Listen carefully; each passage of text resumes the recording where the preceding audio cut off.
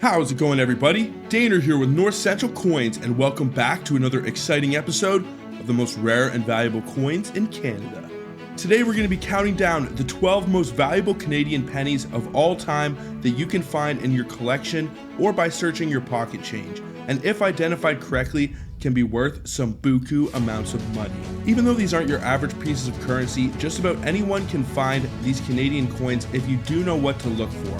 And in this video, we will explore the historical context of these Holy Grail coins and delve into why they hold such importance in Canadian numismatic history. Additionally, we will discuss any distinguishing or identifying features, their significance among collectors, and also potential value if you are ever to discover a legitimate example. Before I do get into this, I would really appreciate if you guys would smash that thumbs up, subscribe if you're new, and also ring that bell notification so you can stay up to date with my new content as it is being released. And make sure to stay to the end of the video if you would like to find out what is the most valuable Canadian penny of all time. And then without further ado, what do you say we get right into it and break down my picks for the top 12 most valuable Canadian pennies. Let's get it, guys.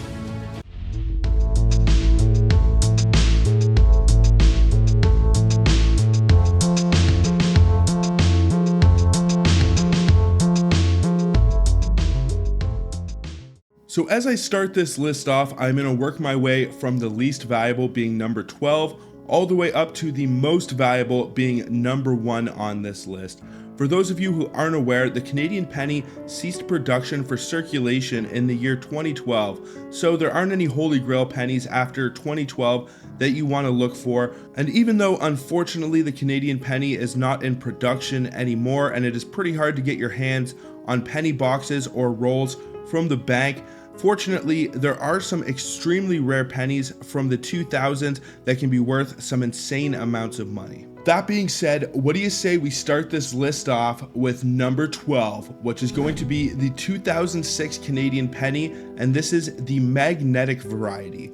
Now, there are several varieties for the 2006 Canadian penny. There is a 2006 without any mint or identifying mark under the Queen's bust on the obverse, and then there is a 2006 with a P mint mark and also a 2006 with the Royal Canadian Mint logo.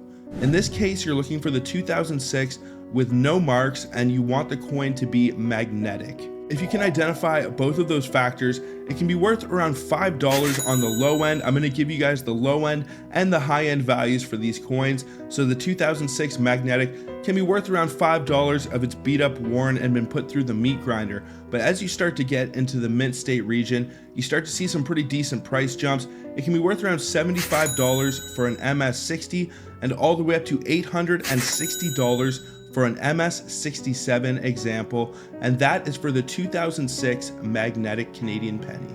Number 11 is going to be the 1965 Canadian penny. Now you're going to need to identify a variety for this one if you want to get the maximum amount of money for this coin. What you want to do is flip over to the obverse of the coin and inspect the beads or denticles. Now, I will give you a comparison of the large and small beads, but what you are looking for on the 1965 is the large bead. Now, once you have identified the large bead, you need to flip over to the reverse and take a look at the date. Now, you want to take a look at the 5, which is the last digit in the 1965 date for this Canadian penny, and you want to identify the pointed 5. I will put an example of what you want to look for to identify that.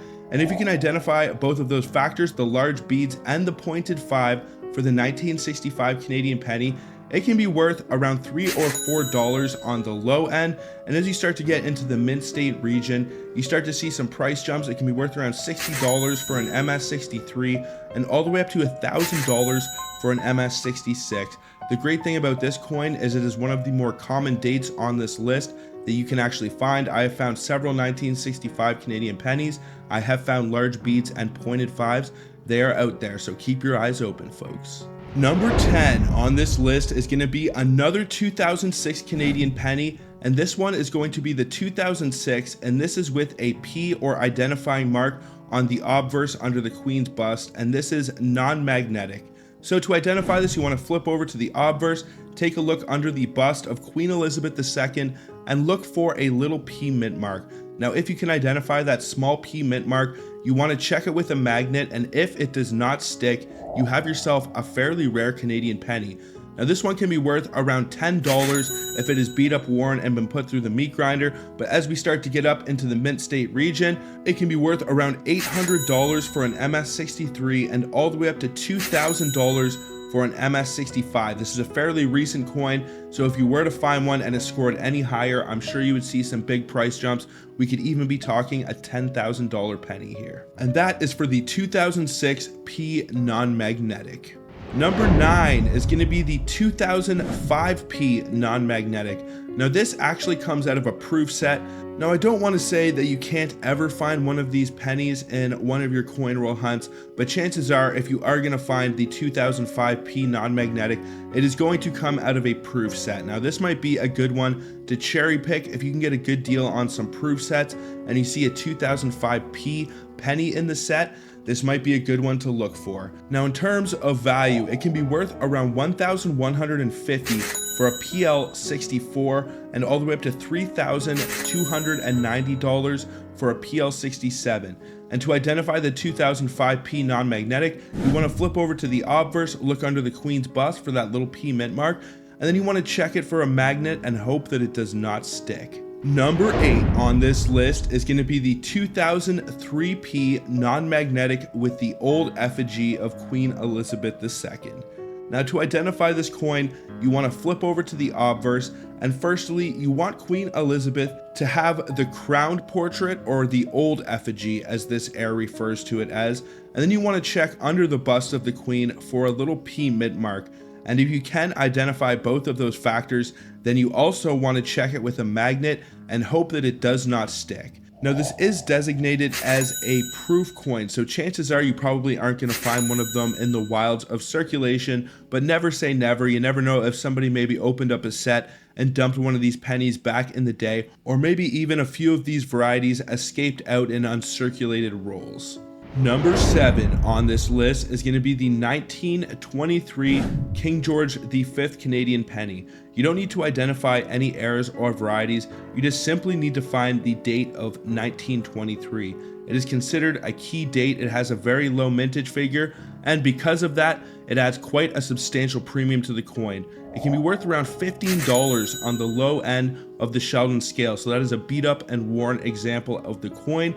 But as we start to get into the MS range, we see some pretty big price jumps. It can be worth around $2,000 for an MS63 example, and all the way up to $4,530 for an MS64. So if you were to get lucky and find an uncirculated example of a 1923 and it scored any higher than MS64, you could have a holy grail coin on your hands for sure. Number 6 is going to be the 1955 no shoulder fold Queen Elizabeth II Canadian penny. To identify the 1955 no shoulder fold, what you want to do is flip over to the obverse of the coin and take a look at the eye and the DEI. Now, if the eye is straight and blunt, then it is the shoulder fold, and if the eye has serifs that flare out at the end, then it is the no shoulder fold, and that is the variety that you are looking for the 1955. In terms of its low-end value, it can be worth around $125 for a beat-up and worn example. And as we start to get into the mint state region, we see some pretty nice price jumps. It can be worth around $2,100 for an MS63 and all the way up to $6,700 for an MS64 example. This would be another good coin that you could look out for, and you might be able to find one that scores a little bit higher. I have actually found 1955 pennies in some of my hunts that have been in the mint state range, and I actually never sent them off to be graded. I've thought about it, and I might make a video in the future. If you guys would like to see that, then let me know down in the comments. Also smash that thumbs up if you have not already. But the 1955 no shoulder fold Canadian penny, definitely a good one to look for, and definitely worth some really good money. Number 5 on this list is going to be another King George V Canadian penny, and that is the 1924. Now, most of the early King George V Canadian small cents are considered extremely rare in the world of coin collecting, and the 1924 is definitely no exception. It is not quite as rare as the 1922, but it does have a pretty good high-end premium. It is worth around $5 in a low-grade state, but as we start to get into the MS range, it can be worth around $9,500 for an MS65 example. So it's not actually quite as rare or valuable as the 1923, but you should definitely consider yourself lucky if you find a 1922, 1923, or 1924 Canadian penny. Number 4 on this list is going to be the 1922 King George V Canadian penny. Now this is the last of those early King George V small cents that are worth a ton of money. This one is super rare and valuable as well. Not quite as valuable as the 1923, but it does have a higher appraised price estimate. It's worth around $11 on the low end, but the 1922 has an estimate of $10,500 for an MS65 example. So we are starting to get into the 5 figures right now. That is pretty insane if you ask me. And that is for the 1922 Canadian King George V penny. Number 3 on this list is going to be a King George VI penny, and that is the 1949 A points to denticle. Now to identify this, what you need to do is flip over to the obverse of the coin and look at the second A in the wording for gratia. And if you inspect it under a microscope or you zoom in with your phone and it looks like the A is pointing directly to one of the denticles, then you have yourself a very rare Canadian penny. The 1949 A points to denticle can be worth around $6 at the very bottom of the Sheldon scale, so that's a pretty beat up and worn example. Can be worth around $200 for an MS63, around $3,260 for an MS65, and $13,900 for an MS66. So this coin may not be as rare and sought after as some of the early King George V key dates, but it has a higher estimated price value at the MS66, being a 5-figure coin worth $13,900. Number 2 on this list is going to be our one and only Queen Victoria penny that we are covering. Now this is a holy grail coin if you have ever heard or seen of one. It doesn't even have any high-end prices listed, and it's one of the most valuable coins on this list by far. And that is the 1859 narrow 9 with brass composition. Now these 1859 narrow 9 brass pennies are mainly distinguishable by their yellow color as opposed to the red 1859 copper pennies, which is the regular composition they were intended to be struck in. There are currently only a few known examples of this coin, but that doesn't mean that you may not be able to fish one out on an eBay or Facebook marketplace purchase. Sometimes you can buy big lots of coins and get a pretty good deal, and this would be one that you might be able to score in a big large cent lot purchase. Now, in terms of the value, the 1859 narrow 9 with brass composition can be worth around $6,300 at the very bottom of the Sheldon scale. So even if someone has taken this thing and smacked it with a hammer, you're still talking a couple $1,000s for this coin. And as we start to get up into the grading tiers, this can be worth around $33,900 for a VF20 example. And that is for the 1859 narrow 9 with brass. Now the brass only comes with the narrow 9, so you don't really need to identify that. If it has the brass composition, then you have yourself a unicorn. Now we have made it to number 1 on this list, and number 1 should come as no surprise to any experienced Canadian coin collector. It is included in just about every most rare Canadian coin video of all time, and that is the 1936 dot penny. Now there are only a few known examples of this coin, and they are technically designated SP, which means they come out of specimen sets, so the chance that you're ever going to find one of these in the wild is pretty much slim to nil. But I'm sure crazier things have happened, and you never know, maybe your grandpa has one of these sitting up in his attic that he'll hand down to you one day.